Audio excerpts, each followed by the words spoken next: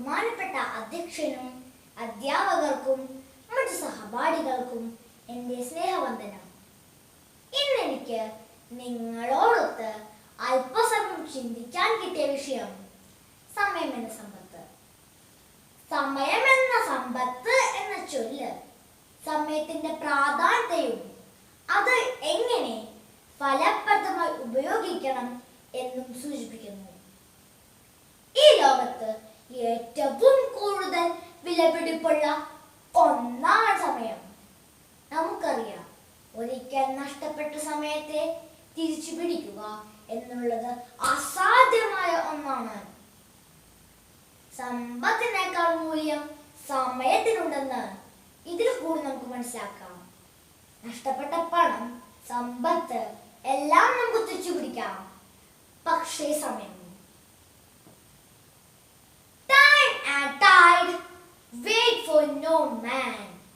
സ്നേഹിതരെ, സമയവും തിരകളും ആർക്കു വേണ്ടി കാത്തു നിൽക്കുകയില്ല.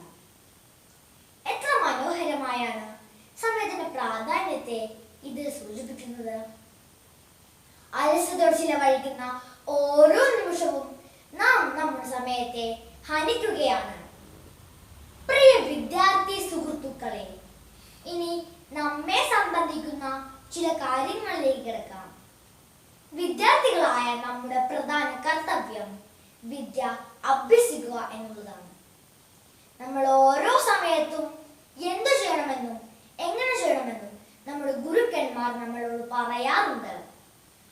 അന്നന്ന് പഠിപ്പിച്ച പാഠങ്ങൾ അന്നന്ന് തന്നെ പഠിക്കുക, പരീക്ഷകൾ കൃത്യതയോടെ എഴുതുക, ഇവയെല്ലാം കൃത്യത പാലിക്കുന്ന ഒരുവന് വിദ്യാഭ്യാസം എന്നാൽ ഒരു സുഗമമായ കാര്യമാണ്. വിദ്യ എന്ന മഹാധനം വളരെ എളുപ്പം അവന് കരഗതമാവുകയും ചെയ്യും. എന്നാൽ മറിച്ചായാലും നിങ്ങൾ തന്നെ ചിന്തിച്ചു നോക്കൂ. ഏതു മേഖലയിലായാലും സമയം പ്രധാനമാണ്. കൃഷിക്കാരൻ സമയത്തിന് നിലമൊരുക്കി കൃഷി ഇറക്കണം, സമയത്തിന് വളം ചെയ്യണം, കൃത്യസമയത്തിന് തന്നെ വിളവെടുക്കണം. ഇല്ലെങ്കിൽ ഒരു നല്ല കൃഷിക്കാരനാവാൻ സാധിക്കുകയുമില്ല. അവന്റെ അശ്രദ്ധയിലൂടെ ആ സമ്പത്തിന് നാശം വരികയും ചെയ്യും. അതുപോലെ തന്നെ നമ്മുടെ ആരോഗ്യ കാര്യത്തിലും സമയത്തിന് പ്രാധാന്യമുണ്ട്. കൃത്യസമയത്തിന് അസുഖം കണ്ടുപിടിച്ച് ചികിത്സിച്ചാൽ നമ്മുടെ വിലപ്പെട്ട ജീവൻ നമുക്ക് രക്ഷിക്കാനാവും. അതുകൊണ്ട് സമയത്തെ നമ്മുടെ ജീവനോളം പ്രാധാന്യത്തോടെ നാം കാണണം. സമയം എല്ലാവർക്കും ഒരുപോലെയാണ്. അതിന് സമ്പന്നനെന്നോ ദരിദ്രനെന്നോ ഒന്നുമില്ല. ചിലർ സമയം ഫലപ്രദമായി ഉപയോഗിക്കുന്നു, അവർ ജീവിത വിജയികളാവുന്നു. മറ്റു ചിലർ സമയം അനാവശ്യമായി ചിലവഴിക്കുന്നു, അവർ പരാജിതരാകുന്നു. സമയത്തിനും സഞ്ചരിക്കുന്നവന് ഉന്നതി ഉണ്ടാകുന്നു, അല്ലാത്തവൻ കാലത്തിന്റെ കളിപ്പന്തായമാകുന്നു.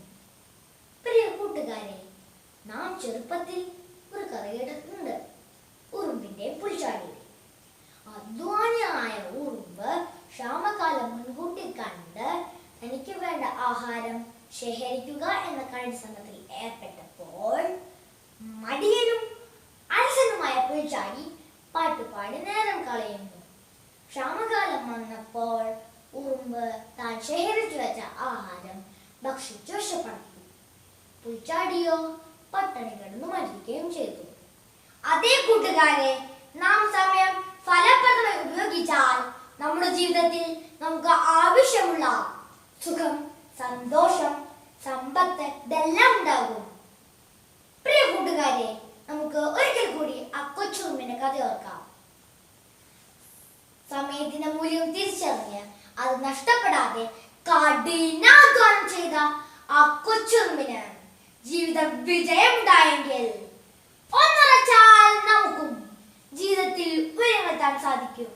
അതേ കൂട്ടുകാരെ, നമുക്ക് ഒരിക്കൽ കൂടി പറയാം, സമയം സമ്പത്ത്, സമയം സമ്പത്ത്. ഇത്രയും പറഞ്ഞുകൊണ്ട് എന്റെ ചെറിയ പ്രസംഗം ഇട നിർത്തുന്നു. നന്ദി, നമസ്കാരം. ജയ് ഹിന്ദ്.